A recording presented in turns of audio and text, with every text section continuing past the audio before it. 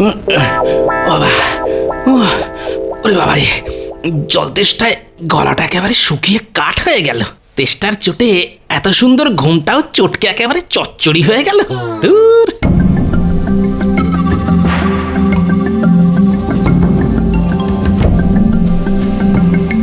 দেখি, ও বাবা, দূর দূর দূর, ঘরে এক ফোঁটা জলও নেই। এভাবে কি আর বেঁচে থাকা যায়? থাকবে কি করে শুনি?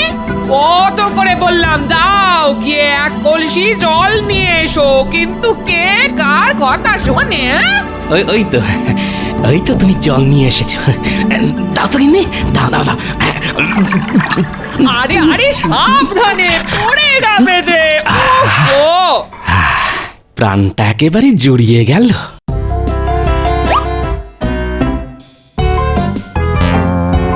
দিলে তো সব জল শেষ করে। এবার বাকি দিনটা চলবে কেমন করে শুনি? রাঁধবো কি দিয়ে আর খাবো কি? দূর, জল তেষ্টার সময় এত কিছু মাথায় থাকে নাকি?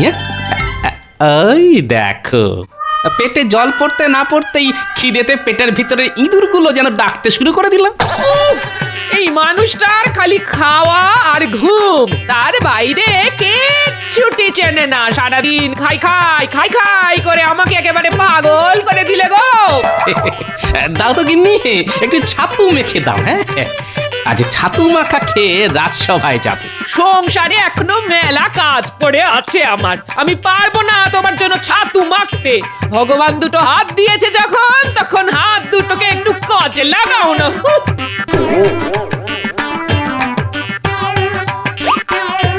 যা, এই রে, আজ দেখছি গিন্নির মাথায় গরম উনুন জ্বলছে। গিন্নিকে আর চটিয়ে কাজ নেই।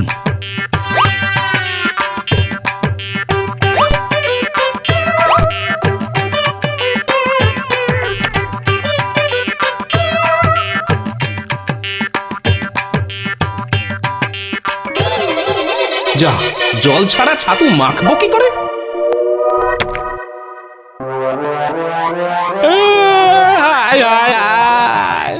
এ কি হলো গো? আমার মানুষটা এমন কাঁদছে কেন? কোনো আপদ বিপদ হলো না তো? যাই তো গিয়ে দেখে আসি। ও মা গো, বাবা গো, কোথায় গেলে গো? এই বলি আমার বাচ্চাদের মতো হাত পা ছুড়ে কাঁদছো কেন? শুধু হাত পা নয় গিন্নি, আজ আমি ভগবানের দেওয়া বুদ্ধিটাও কাজে লাগাচ্ছি। নয়, হ্যাঁ, ঘরে এক ফোঁটা জল নেই, তাই তো অমন হাত পা ছুঁড়ে কাঁদছি। চোখ থেকে জল বেরোলে সেই জল দিয়ে ছাতু মেখে খাবো। ও মা গো, বাবা গো, হায় হায়, এ তুমি কার সঙ্গে আমাকে সংসার করতে পাঠালে গো ভগবান? হায় হায় হায় হায়।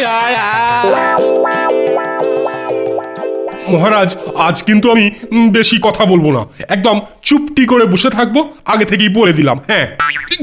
কেন কেন সেনাপতি, তোমার বুঝি গলা ব্যথা? না মহারাজ, গলা আমার একদম ঠিকই আছে।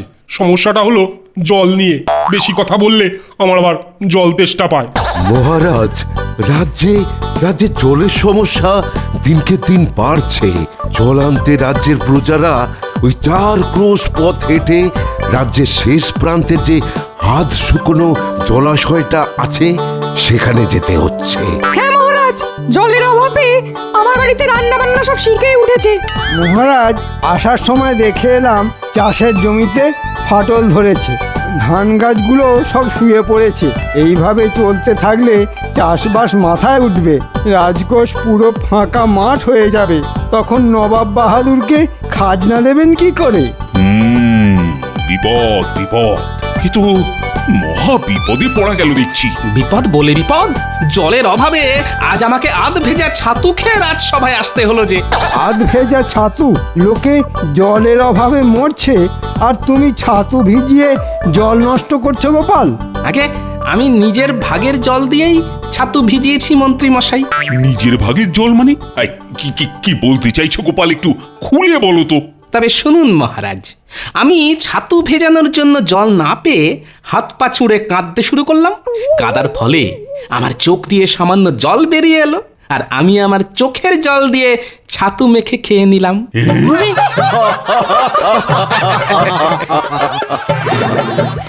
সত্যি গোপাল, তোমার মাথায় কত বুদ্ধি।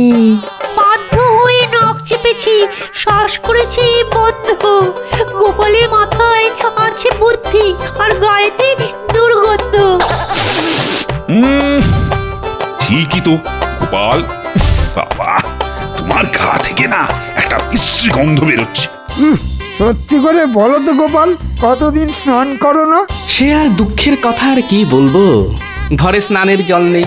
স্নান করতে গেলে বাড়ি থেকে 4 ক্রোশ পথ পায়ে হেঁটে জলাশয়ে যেতে হচ্ছে। স্নান সেরে ওই 4 ক্রোশ পথ হেঁটে বাড়ি ফিরতে ফিরতে আবার সারা শরীর ঘামে ভিজে যাচ্ছে। তাই ঠিক করেছি যতদিন না জলের কষ্ট মিটবে ততদিন আমি স্নান করব না। ছি ছি ছি ছি, এতদিন জানতাম তুমি কিপ্টে, এখন দেখছি শুধু কিপ্টে না, তার পাশাপাশি কুড়েও। না না না না, এবার কিছু একটা করতেই হচ্ছে। এইভাবে তো আর চলতে পারে না। আমার প্রজারা জলের অভাবে কষ্ট পাচ্ছে, এটা আমি কিছুতেই মুখ বুঝে সহ্য করব না। কিন্তু কি করবেন মহারাজ, জল তো আর মোহরের বদলে কেনা যায় না। জল তো ভগবানের দান। বর্ষা আসতেও এখনো অনেক দেরি। ততদিন কিভাবে এই জলের কষ্ট মেটাবেন মহারাজ? মহারাজ, আপনি যদি আমাকে একটা সুযোগ দেন আর সঙ্গে 100 মোহর দেন, তাহলে আমি একটা চেষ্টা করে দেখতে পারি। তাই নাকি মন্ত্রী? তা তুমি কি করবে শুনি? রাজ্যের শেষ প্রান্তে যে জলাশয়টা আছে সেখান থেকে সব জল তুলে রাজবাড়ির কুয়োতে নিয়ে আসবো মহারাজ, আর তারপর সেখান থেকে মেপে মেপে জল দেব রাজ্যের সব প্রজাদের। এর ফলে জলের অপচয় কিছুটা বন্ধ হবে, আর প্রজাদের 4 ক্রোশ পথ পায়ে হেঁটে জল আনতে যেতেও হবে না। বাহ বাহ বাহ বাহ, ভালো ভালো বুদ্ধি দিয়েছো তো তুমি মন্ত্রী। এই নাও। কিন্তু 4 ক্রোশ দূর থেকে রাজবাড়িতে জল আনবে কেমন করে শুনি? ওটাই তো আমার বুদ্ধি মহারাজ। এবার শুধু দেখুন আমি কি করি। দেখবেন মন্ত্রী মশাই, 4 ক্রোশ দূর থেকে জল আনতে গিয়ে যেন নিজেই শুকিয়ে শুটকি মাছ হয়ে যাবেন না। এমনিতেই আপনার শরীরের যা হাল। ভালো হচ্ছে না কিন্তু গোপাল, এই বলে দিলাম।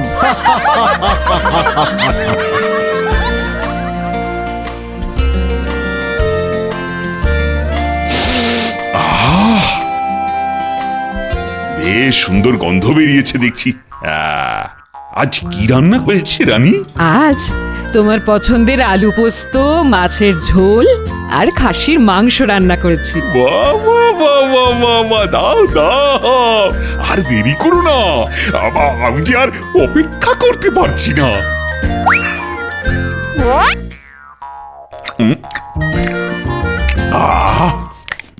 অমৃত অমৃত। আস্তে আস্তে খাও, না হলে গলায় বেঁধে বিষম খাবে যে।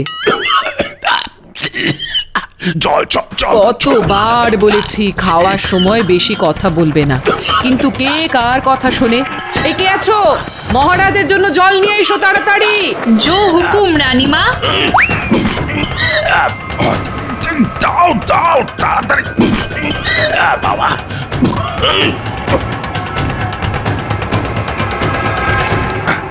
কি মাত্র এইটুকু জল, এতে যে আমার অর্ধেক গলাও ভিজলো না। আগে রন্ধনশালায় আর এইটুকুই জল বেঁচেছিল মহারাজ। সে কি?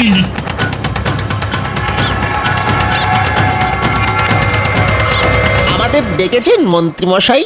হ্যাঁ, একটা কাজ আছে। হে, আপনার হাতে ওটা কি মন্ত্রী মশাই?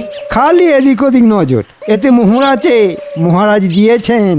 বাহ বাহ বাহ বাহ, এবার কি করতে হবে বলে ফেলুন দেখি। সকাল থেকে হাতের তালুটা কেমন কুটকুট কুটকুট করছে। মনে হচ্ছে আজ কিছু মোহর টেকে ঢুকবে। বাজে কথা বাদ, কাজের কথা মন দিয়ে শোন।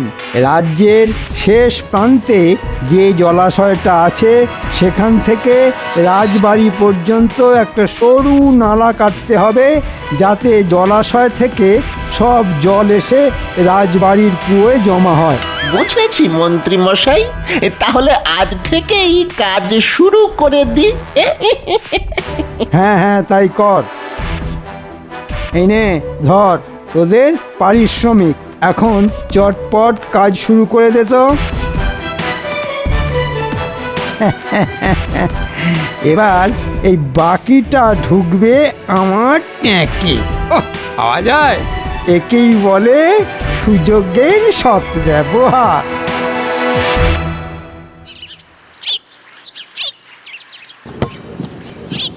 দেখুন মহারাজ, এইভাবে নালা কেটে যদি জলাশয়ের সঙ্গে যোগ করে দেওয়া যায় তাহলেই কাজ শেষ। জল নিজে থেকে এসে পড়বে রাজবাড়ির কুয়োয়।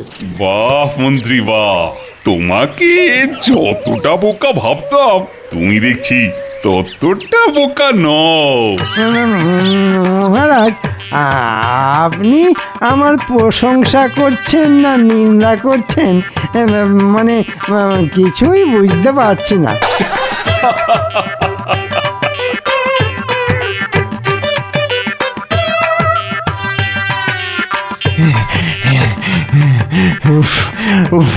আর পাচ্ছি না, আর পাচ্ছি না রে ঘটা।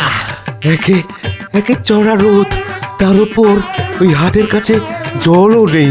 তেষ্টায় গলা বুক একেবারে ফেটে যাচ্ছে।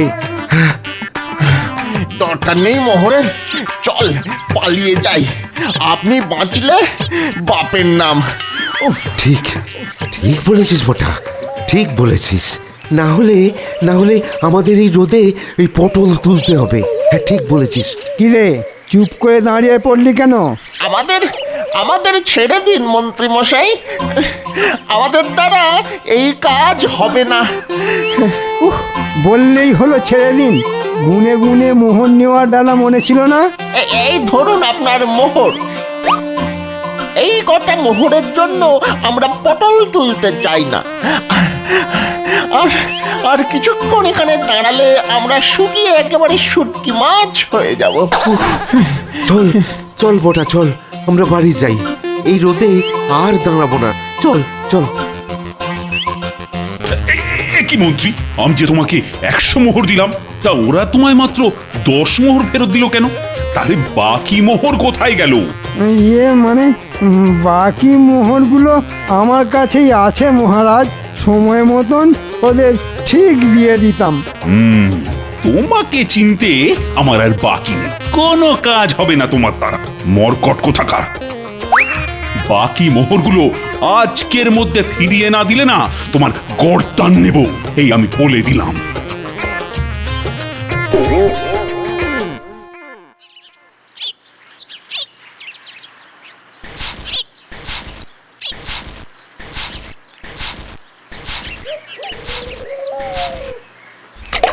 মা গো মা, এ কি করছো? জল মেপে খরচা করছি গো গিন্নি। মুখ ধুয়ে জলটা বাইরে না ফেলে এই পাত্রের মধ্যেই ফেলছি। এই সকাল সকাল এত ছ্যা ছ্যা করো না তো।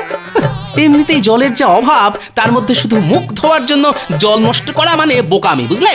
তা বলি, ওই এঁটো জল কোন কাজে লাগবে শুনি? লাগবে লাগবে লাগবে, অনেক কাজে লাগবে। প্রথমে এই এঁটো জলটা দিয়ে মাথায় যে কটা চুল আছে সেগুলো ভেজাবো। তারপর কিছুটা জল দিয়ে ছাতু মেখে খাবো। বাকিটা দিয়ে খেয়ে উঠে আবার মুখ ধোবো। তারপরেও যদি পাত্রে জল পড়ে থাকে তবে সেটা চাপা দিয়ে রেখে দেবো আগামীকাল সকালের জন্য, বুঝলে? হ্যাঁ, আমার নাম হলো গিয়ে গোপাল ভাঁড়। কিভাবে মেপে মেপে খরচা করতে হয় সেটা আমার থেকে ভালো আর কেউ জানে না।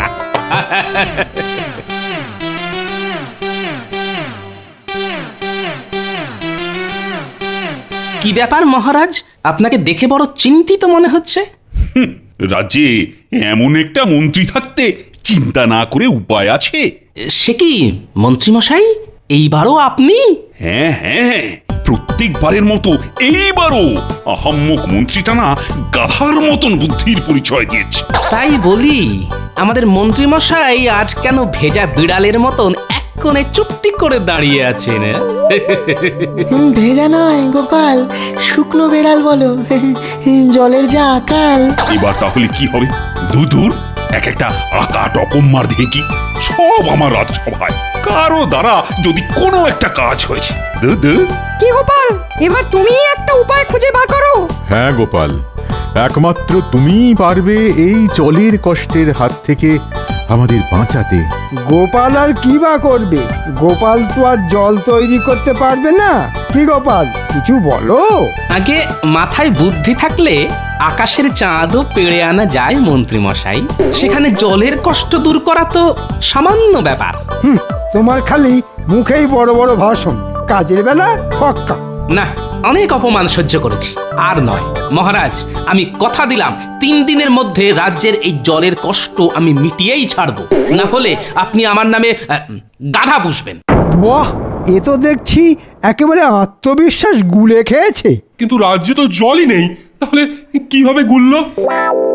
এবার কিছু একটা করতেই হবে, কিন্তু কি করি, কিভাবে যে এই জলের কষ্ট মেটানো যায়। না, মহারাজকে বলে এসেছি 3 দিনের মধ্যে জলের কষ্ট মিটিয়ে দেব। কথা রাখতে না পারলে আমাদের শুটকো মন্ত্রীটা সাপের 5 পা দেখবে, আর সেটা আমি কিছুতেই হতে দেব না। উফ বাবা, রোদের কি তেজ! যাই, এই বড় গাছটার নিচে গিয়ে একটু জিরিয়ে নিই।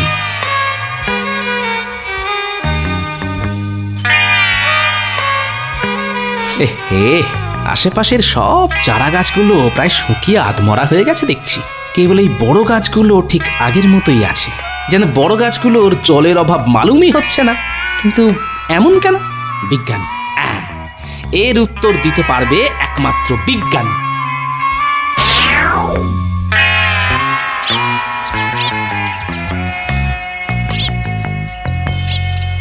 বিজ্ঞানী, বিজ্ঞানী, শুনতে পাচ্ছ? হ্যাঁ গোপাল যে, বলো, ডাকছো কেন? এই যে বিজ্ঞানী, তোমার কাছে একটা বিষয় জানতে এলাম। কি জানতে চাও বলো গোপাল। আচ্ছা, জলের অভাবে রাজ্যের সব চারা গাছগুলো প্রায় মরতে বসেছে, কিন্তু বড় গাছগুলো ঠিক আগের মতোই আছে। এমন কেন হলো বিজ্ঞানী? কারণ বড় গাছের শেকড় মাটির অনেক গভীর পর্যন্ত গেছে, তাই বড় গাছগুলো মাটির নিচ থেকে জল টেনে জীবন ধারণ করছে গোপাল। কিন্তু চারা গাছগুলোর শেকড় মাটির গভীরে যেতে পারেনি, তাই জলের অভাবে সব চারা গাছগুলো মরতে বসেছে গোপাল। তাই নাকি? গাছ মাটির নিচে থেকে জল নিয়ে বেঁচে থাকে? হ্যাঁ গোপাল, আর এই দিক থেকে সবচেয়ে এগিয়ে ইউক্যালিপটাস বা নীলগিরি গাছ, যেখানে জলস্তর সবচেয়ে উপরে, সেখানে এই গাছ জন্মাতে দেখা যায়। আমাদের রাজ্যে এই গাছ আছে বিজ্ঞানী? থাকবে না কেন, নিশ্চয়ই আছে গোপাল। কিন্তু কেন বলো তো? সাবাস, পেয়েছি, একটা উপায় খুঁজে পেয়েছি।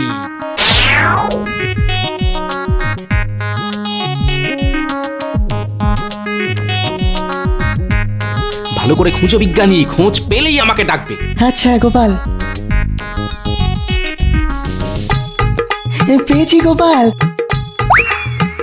এটাই হলো ইউক্যালিপটাস গাছ। তার মানে এই জায়গায় মাটির নিচে ভালো জলের স্তর আছে। ঠিক বলেছ গোপাল, এই গাছ বেঁচে থাকার জন্য মাটি থেকে প্রচুর জল সংগ্রহ করে। বিজ্ঞানী, তুমি এখানে দাঁড়াও, আমি এক্ষুনি যাব আর আসবো। আমরা কোথায় যাচ্ছি গো গোপাল দাদু? আরে চল না, গেলেই দেখতে পাবি। নে নে, এবার তোরা মাটি খোঁড়া শুরু কর।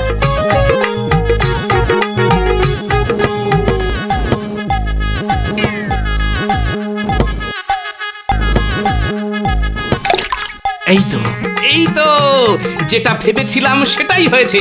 কি মজা, কি মজা, মাটির নিচে জল পাওয়া গেছে। বিজ্ঞানী, তুমি গিয়ে মহারাজকে ডেকে নিয়ে এসো তাড়াতাড়ি। হ্যাঁ, এক্ষুনি যাচ্ছি গোপাল। তাড়াতাড়ি চলুন মহারাজ, গোপাল আপনার জন্য অপেক্ষা করছে। আরে যাচ্ছি, কিন্তু কি এমন জিনিস দেখাবে বলো তো গোপাল? যত সব ন্যাকামো। ন্যাকামো নয়, বুদ্ধি, গোপালের বুদ্ধি।